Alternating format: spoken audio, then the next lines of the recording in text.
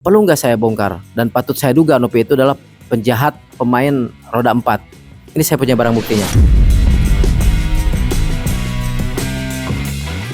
Perlu nggak? Nah ini saya kalau memang terpaksa harus kayak kemarin saya bongkar, ya saya bongkar kan gitu. Betul nggak? Kan ini kejahatan. Ini mobilku, ini mobil aku yang dicuri oleh orang lain. Aku nggak tahu menau kenapa bisa tiba-tiba ada di Ungaran, tapi yang jelas aku hanya mau pulang bawa mobil aku ke Jakarta.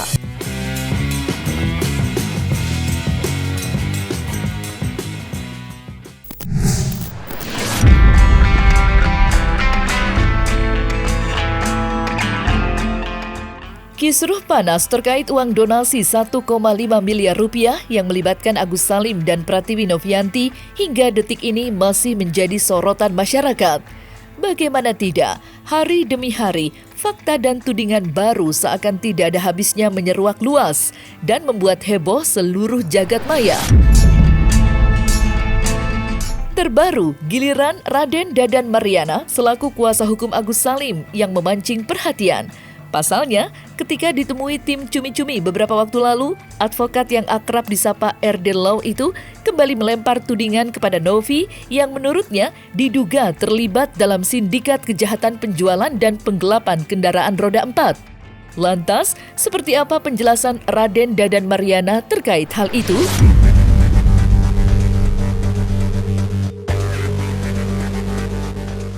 Perlu nggak saya bongkar? Dan patut saya duga Novi itu adalah penjahat pemain roda 4. Ini saya punya barang buktinya. Boleh dilihat ke sini. Ini ada berapa jumlah transfer atas nama Novi ya.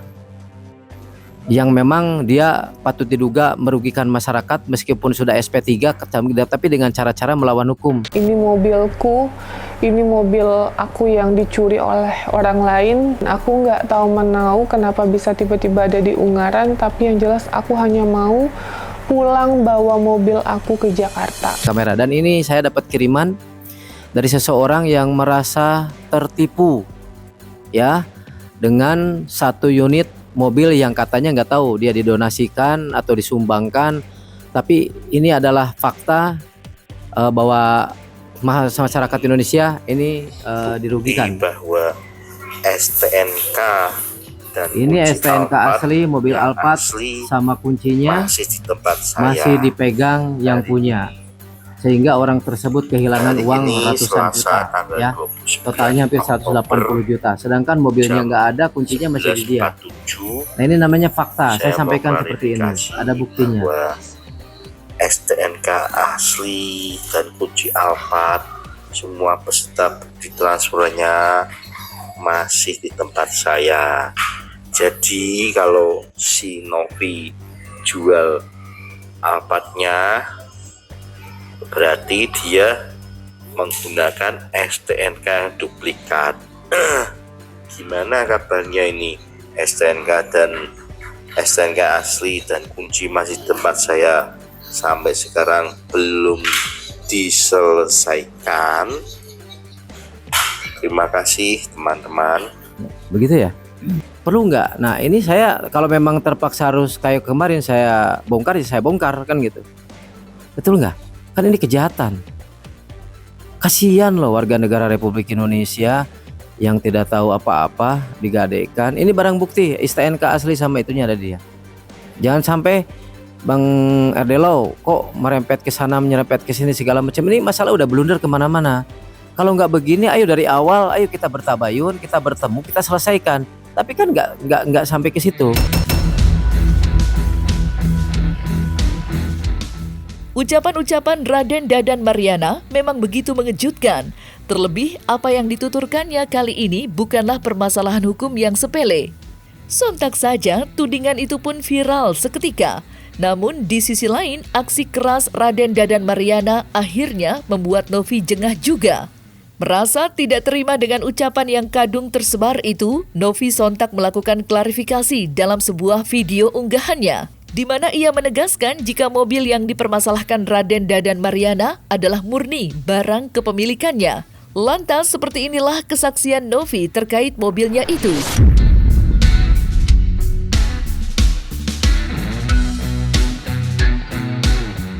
pada tanggal 10 April 2023, temanku ini minta tolong bantuan sejumlah nominal uang. Dikarenakan waktu itu aku juga banyak banget pengeluaran, harus bayar THR, gaji karyawan, terus keluarga dan lain-lain. Jadi aku tidak memiliki spend uang yang terlalu banyak untuk membantu orang lain atau temanku yang lagi membutuhkan. Sedangkan yang dia butuhkan waktu itu sekitar hampir 200 juta. Nah, aku bilang sama beliau, ya udah, aku kan ada 2 mobil lagi. Kalau mau pakai satu mobil yang tidak pernah aku pakai, yaitu Alphard, silakan pakai. Aku bilang, tapi aku titip rawat. Jadi tidak ada bahasa gadai sama sekali. Titip rawat sama salah satu oknum. Terus jaminannya dia memberikan nominal 180 juta rupiah dan harus dibayar lagi sebanyak 200 juta selama 1 bulan. Aku iseng untuk melihat GPS yang ada di handphoneku, karena kan ada GPS yang ada di mobil tersebut dan tidak bisa untuk dibongkar ya guys. Tiba-tiba ada pergerakan dari Magelang ke Ungaran. Ditelepon lah sama sama temanku ini ke orang yang bertanggung jawab itu. Sebut aja inisialnya T. Ditelepon, ini ada kok mobilnya. Dia dengan alasan kayak gitu, di mana mobilnya? Di Pamulang. Terus coba kita mau video call. Wah, dia udah mulai berkelit nih. Aku langsung bilang, Kak, ini tuh pemain dan sindikat.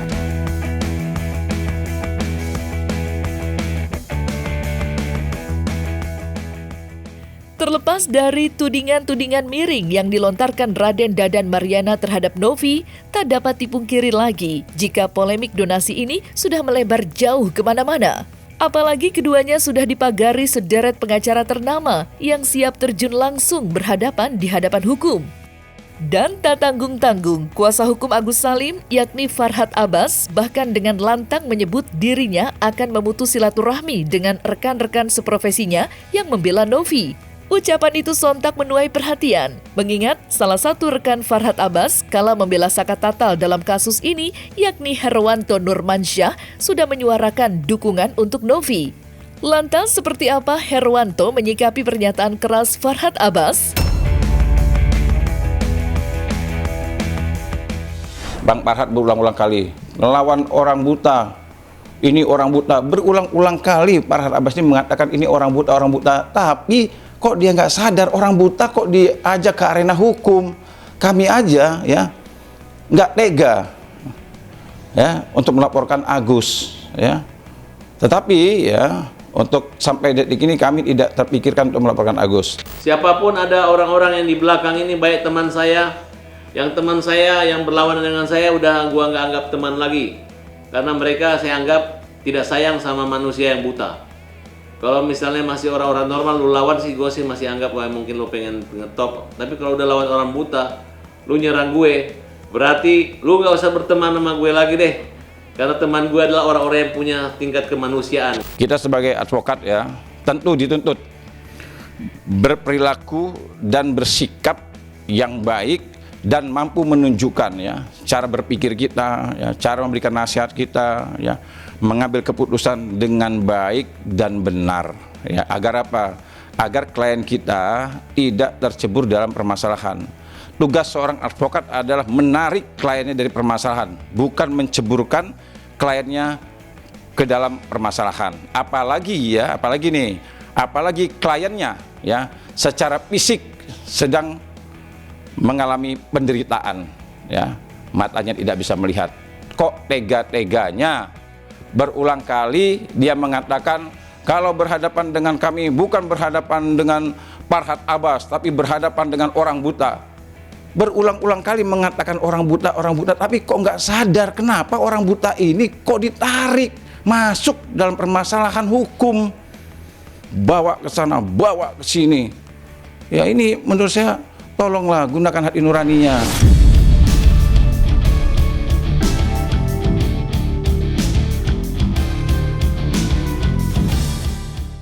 Sementara ucapan-ucapan yang dituturkan Raden Dadan Mariana terhadap Novi nampaknya tidak luput dari perhatian Herwanto Nurmansyah. Dengan tegas, Ketua Umum Barisan Advokat Bersatu itu pun menegaskan jika dirinya sangatlah menyayangkan sikap Raden Dadan. Sampai-sampai ia pun tidak menutup kemungkinan jika kisruh ini akan mereka bawa ke pihak berwajib. Mulutmu, harimaumu. Ungkapan itulah yang nampaknya mampu memberikan gambaran terhadap kondisi Raden Dadan saat ini. Lantas, mungkinkah pihak pengacara pembela Novi akan segera melaporkan Raden Dadan atas tudingan pencemaran nama baik? Serta bagaimanakah pula pesan tegas mereka terhadap Raden Dadan?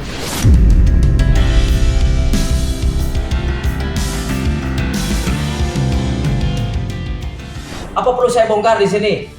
Dia pemain narkoba. Apa perlu saya bongkar? Saya punya barang buktinya. Orang yang bersama-sama pakai dengan dia.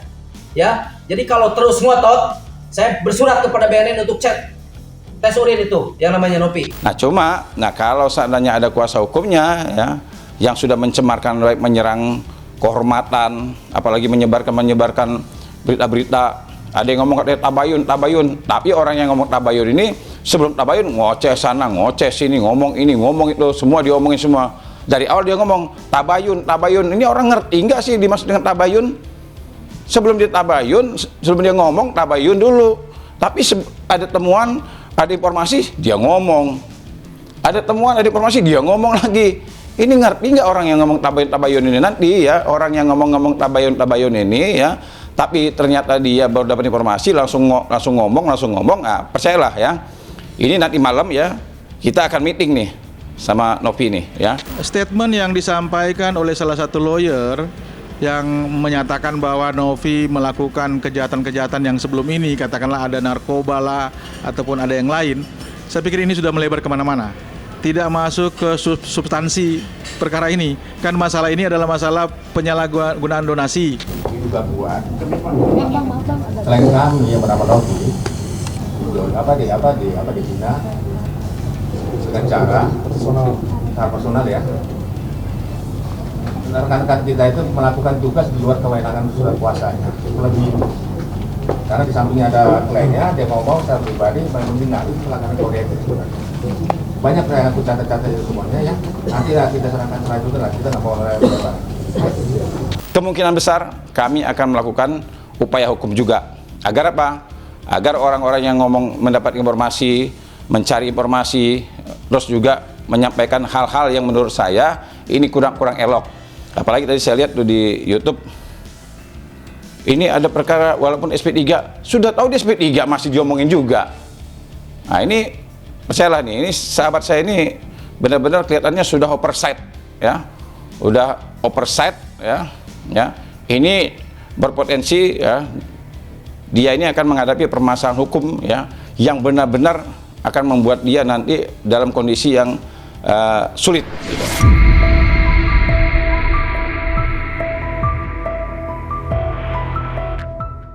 Miris memang aksi pengumpulan donasi yang dimulai dengan keterbukaan hati dan niat mulia kini justru melahirkan luka. Mengingat kisruh donasi 1,5 miliar ini tidak hanya sudah melebar kemana-mana, tetapi juga membuat publik terbelah dua. Di satu sisi, terdapat pihak-pihak yang setia mendukung di belakang Agus Salim. Namun di lain sisi, ada pula yang membela Novi dan menyayangkan sikap Agus. Menyaksikan memanasnya suasana dan publik yang kini malah terbelah dua, advokat senior Nicholas Kilikili pun buka suara, di mana ia meminta kedua belah pihak untuk mengesampingkan ego masing-masing guna menyelesaikan kisruh ini dengan baik-baik dan secara kekeluargaan. Lantas, seperti apa pesan damai Nicholas Kilikili?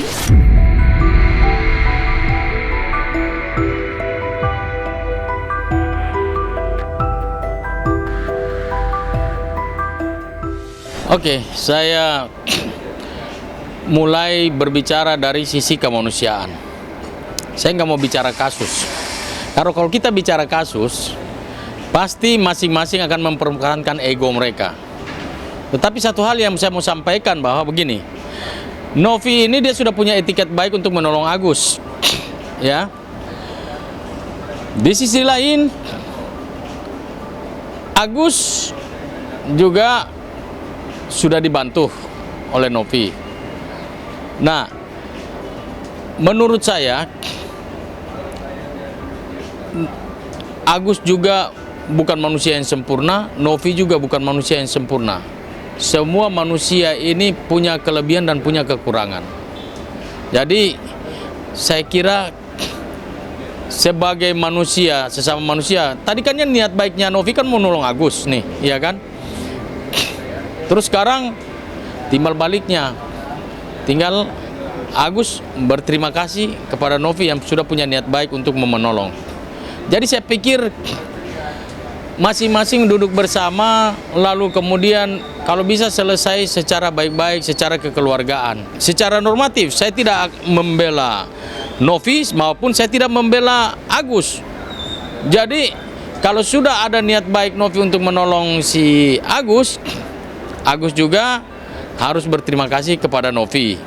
Nah kemudian Novi pun jangan terus-terusan menyerang Agus juga. Begitupun sebaliknya, Agus nggak usah terus-terusan menyerang. Karena ini kan sudah ada niatan baik untuk menolong, ya Agus juga rendah hati, Novi juga rendah hati, saling merendahkan diri. Jangan saling ego lah. Toh kita berbuat amal itu kan baik. Novi anggap aja itu bahwa dia sedang investasi di surga. Kan gitu. Jadi Agus juga berterima kasih atas budi baiknya Novi. Terlepas dari masing-masing dua orang ini, pastilah Novi pasti ada punya kelemahan, Agus juga punya kelemahan. Itu dia, makanya harapan saya supaya dua-duanya ini nggak usah memperlebar kasus ini, duduk bersama lalu selesai secara kekeluargaan. Saya kira itu. Seharusnya tidak harus sampai sejauh ini, karena di awal itu kan antara mereka berdua tujuannya untuk membantu pengobatan Agus. Ingat ya, pengobatan Agus. Sehingga atas seizin Agus, Novi melakukan open donasi dan telah terkumpul donasi dari masyarakat. Dana-dana masyarakat terkumpul itu langsung masuk ke rekeningnya Agus. Nah, masyarakat yang prihatin atas kondisi Agus itu berharap dana dari masyarakat tersebut dapat dipergunakan oleh Agus dengan baik untuk segera matanya dioperasi, untuk segera matanya diobati.